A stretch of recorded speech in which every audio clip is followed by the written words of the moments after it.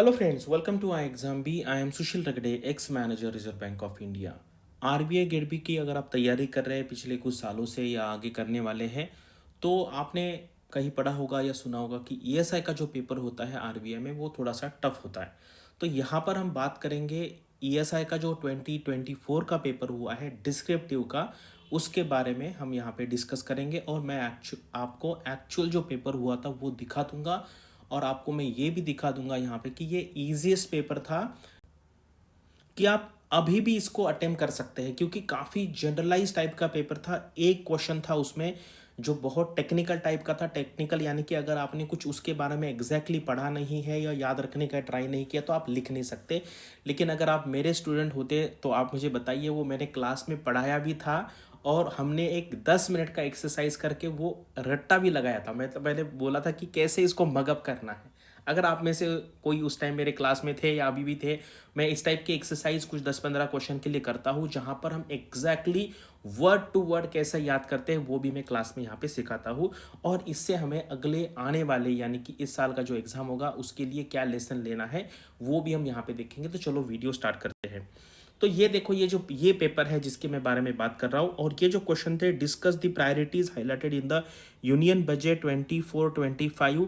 तो ये जो क्वेश्चन है, ये अगर आपने कुछ पढ़ा नहीं है इस स्पेसिफिक क्वेश्चन के बारे में, अगर आपने मगअप नहीं किया है, लर्न नहीं किया है, रट्टा नहीं किया, तो ये क्वेश्चन आप हवा में अटेम्प्ट नहीं कर सकते, यानी कि जनरल आप बात नहीं कर सकते। लेकिन अगर आपने मेरा क्लास किया होता तो ये मैंने क्लास में पूरा सबको 10-15 मिनट देके सबसे ये करवाया था। हम बोलते हैं ना कि टीचर ने बैठ के मेरे से ये रट्टा लगा लिया, तो उस टाइप का ये हमने क्लास में एक्सरसाइज किया था। अगर आप में से कोई यहाँ पे होंगे जिन्होंने मेरा क्लास अटेंड किया है तो आप यहाँ पे बता सकते। तो बाकी के चलो 5 क्वेश्चन देखते हैं कि आप आज अभी के अभी अटेम्प्ट कर सकते कि नहीं कर सकते। मुझे क्या है अटेम्प्ट करना, यानी कि ये क्वेश्चन तो अटेम्प्ट नहीं करेंगे, आई नो कि आप अटेम्प्ट भी नहीं कर सकते क्योंकि हम कुछ भी नहीं लिख सकते जब तक आपको सारी प्रायोरिटीज क्या पता नहीं है। लेकिन बाकी के क्वेश्चन देखते हैं। आपको एग्जाम में ये 3 में से कोई भी 2 क्वेश्चन लिखने थे। अगर मान लीजिए ये तीसरा वाला आपने नहीं भी किया होता तो भी आप कर लेते एग्जाम में, क्योंकि आपको 3 में से 2 अटेम्प्ट करना है और ये 3 में से कोई भी 2 अटेम्प्ट करना है। तो आपको जेन्युइनली लिखना है कि आप अभी इसको लिख सकते कि नहीं लिख सकते, ये आपको लिखना है। चलो पहला क्वेश्चन देखते हैं। Analyse the conflict between sustainability development and economic growth and suggest the way to balance the both। आपने अगर आप प्रिपरेशन कर रहे हैं नॉर्मल बैंकिंग एग्जाम का, आरबीआई का, ठीक ठाक आपने पढ़ा है, मान लीजिए ठीक ठीक ठीक है। स्पेसिफिकली मैं नहीं बोल रहा हूँ कि भाई अभी के अभी आपने ये आरबीआई गेट बी के लिए प्रिपेयर किया है, ठीक है। सस्टेनेबल डेवलपमेंट, आप अगर डिसेंट अवेयरनेस वाले स्टूडेंट है तो आपको पता है सस्टेनेबल डेवलपमेंट क्या है। इकोनॉमिक ग्रोथ भी आपको पता है क्या है। तो आप मुझे बताओ ये क्वेश्चन नंबर 1 आप अटेम्प्ट कर सकते कि नहीं कर सकते अभी, करेक्ट। मैं ऐसे नहीं बोल रहा हूँ कि भी बहुत हाई लेवल का अटेम्प्ट करना है जहाँ पे आपको 70-80% मार्क मिले, लेकिन आप लिख सकते हैं कि नहीं लिख सकते वो लिखना है। कमेंट सेक्शन में जो डिटेल में बताइए, sir question number 1 I can attempt, question number 2 I can attempt, question number 3 ऐसे लिखिए। तो बाकी के लोगों को भी पता चलेगा जो मेरा ये मतलब दावा है या जो मेरा ये मतलब अंडरस्टैंडिंग है आपके बारे में कि आप अटेम्प्ट कर सकते हैं। आप में से 50% से ज़्यादा तो भी अटेम्प्ट डेफिनेटली कर सकते हैं। What are the major challenges in eliminating unemployment, भाई ये जनरल क्वेश्चन है, अनएम्प्लॉयमेंट के लिए क्या करना है। And make a brief policy suggestion how to meet them, भाई आपको सजेशन करना है कि चलो लोगों को सेल्फ एम्प्लॉयड बनाते हैं, कोई ये गवर्नमेंट स्कीम चालू करते हैं, प्राइवेट सेक्टर को बोलते हैं, या कुछ पीपीपी प्रोजेक्ट यानी कि प्राइवेट पब्लिक प्राइवेट पार्टनरशिप चालू करते हैं। ये आप कर सकते हैं। मैं ऐसा नहीं बोल रहा हूँ कि भाई एग्जाम लेवल का है, लेकिन लिख सकते कि नहीं लिख सकते वो मुझे बताना है। जैसे तीसरा वाला, भाई आप अटेम्प्ट नहीं कर सकते ये मुझे पता है, ठीक है। चलो चौथा नंबर का देखते हैं। What are the various opportunities and challenges associated with India's digital revolution, कितना लिख सकते हैं आप मुझे बताएं। डिजिटल रिवोल्यूशन हो रहा है, यूट्यूब है, फेसबुक है, इंस्टाग्राम है, व्हाट्सएप है, यहाँ पे हम क्या क्या कर सकते हैं, किस टाइप के बिजनेसेस कर सकते हैं, एजुकेशन में क्या है, हेल्थ में क्या है, जॉब में क्या है, बहुत सारा। मैं तो कहता हूँ यहाँ पे लिखने बैठेंगे ना कभी खत्म नहीं होगा आंसर, इतना ज़्यादा आप यहाँ पे लिख सकते हैं, ठीक है। Question number 4, women led development is the need of the hour in rural India discuss, correct. यानी कि इनका कहना है कि अगर आपको रूरल इंडिया में कुछ डेवलपमेंट करना है तो आपको वुमन को सेंटर में रखे हुए उनसे स्टार्ट करना है, करेक्ट, या उनको सेंटर में देखते हुए सारी डेवलपमेंट करनी, ये आप लिख सकते हैं कि लिख सकते मुझे बताना है। और discuss the pros and cons of implementing AI in the banking sector. अगर आप बैंक में काम कर रहे हैं तो भाई ये जो क्वेश्चन है 6 नंबर का, ये भी आप 600 नहीं 700 1000 वर्ड का भी आंसर लिख सकते हैं कि एआई के यूज से आप क्या क्या कर सकते हैं। तो इस साल का जो ईएसआई का पेपर था ये काफी जनरलाइज पेपर था, और आपको पहले 3 में से कोई भी 2 और 4 5 6 में से कोई भी 2 क्वेश्चन एग्जाम में अटेम्प्ट करने थे। करेक्ट? तो आप मुझे बताओ इसमें से आप कौन कौन से क्वेश्चन है जो अटेम्प्ट कर सकते हैं। अटेम्प्ट की मैं बात कर रहा हूं। करेक्ट? जो चौथा नंबर, ये तीसरा वाला है भाई, ये आप अटेम्प्ट नहीं कर सकते अगर आपने पढ़ा नहीं है। लेकिन अगर आप मेरे स्टूडेंट होते तो क्लास में मैंने ये क्वेश्चन भी रट्टा लगाया था, ये प्रायोरिटीज। अभी मेरे पास वो अभी वीडियो नहीं, यहाँ पे मैं अटैच नहीं कर सकता, लेकिन आप में से जो लोग होंगे उस टाइम क्लास में तो बताइए भाई, हमने ये पूरा क्लास में रट्टा लगाया था। मैंने इसके ऊपर 10 से 15 मिनट स्पेंड किए थे, और मैंने ये भी किया था कि और सब ने लिखा था। मतलब ऐसा नहीं है कि सिर्फ मैंने करके दिखाया, मैंने स्टूडेंट से करवाया था ये। करेक्ट? और ये एक्सरसाइज में करता भाई, फेक क्लेम यहाँ पे मैं क्यों करूँ। करेक्ट? ठीक है, जो किया है वो किया। तो ये इस टाइप का है। और अभी चलो मार्क्स देख लेते हैं।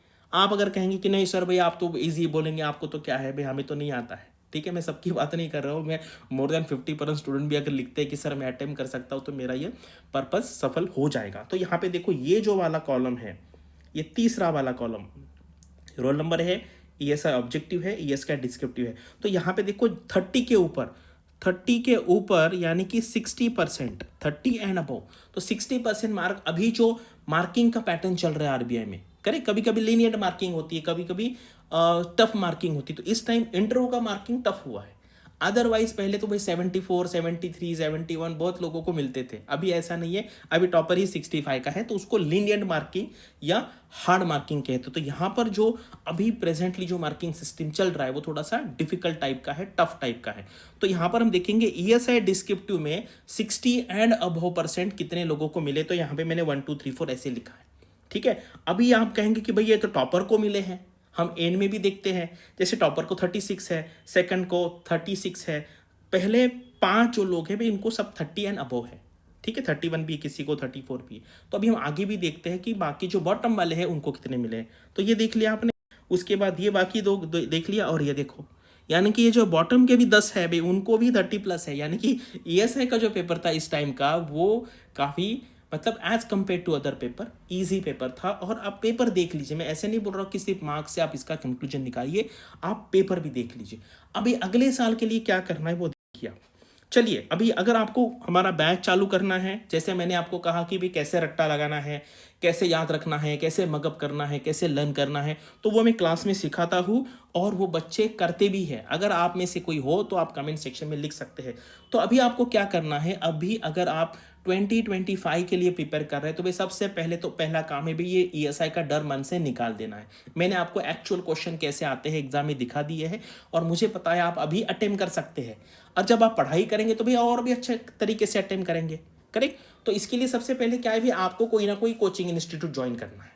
करेक्ट? अगर आप बहुत ब्रिलियंट हैं, जैसे इस बार के कुछ स्टूडेंट्स आपने देखे होंगे कि जो कहते हैं कि भाई जिन्होंने क्लास नहीं लगा वो ब्रिलियंट कैंडिडेट्स है। करेक्ट? उन्होंने बहुत सारे एग्जाम्स निकाले हैं, कुछ आईआईटी के भी। अगर आप वैसे हैं तो भाई क्लास लगाने की जरूरत नहीं। अगर नहीं है तो कोई भी क्लास ज्वाइन कीजिए। भाई सिर्फ मैं मेरा नहीं बोल रहा हूँ, आप बोलेंगे नहीं भाई आप तो पैसे कमाना चाहते हैं, ऐसा मेरा नहीं है। आप कोई भी क्लास ज्वाइन कीजिए। अगर आपको ए पसंद आता है तो ए कीजिए, बी आता है तो बी कीजिए, सी आता है तो सी कीजिए, लेकिन कोई कीजिए, क्योंकि जितने भी मार्केट में प्लेयर है वो सारे अच्छे प्लेयर हैं।